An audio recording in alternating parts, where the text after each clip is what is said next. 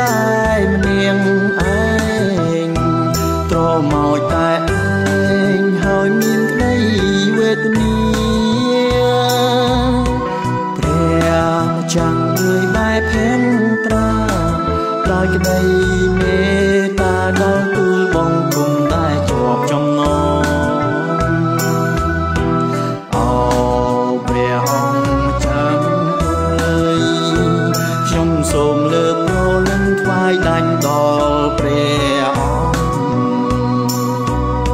គសូមទ្រង់កុំបបង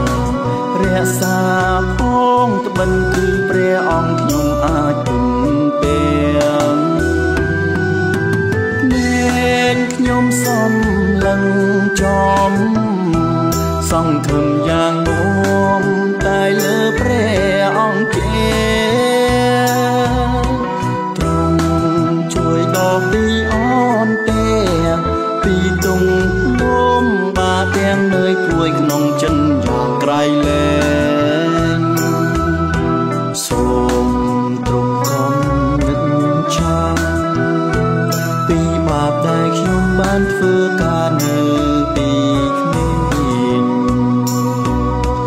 តែសូមនាំខ្ញុំចេញ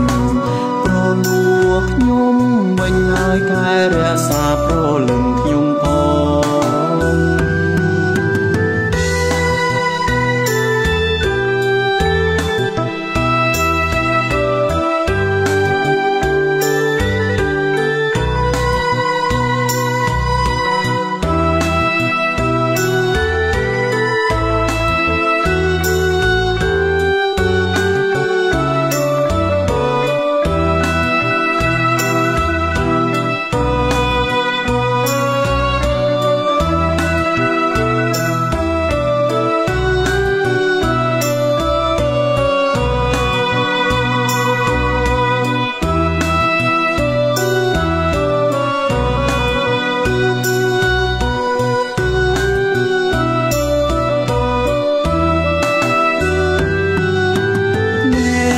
ខ្ញុំសំ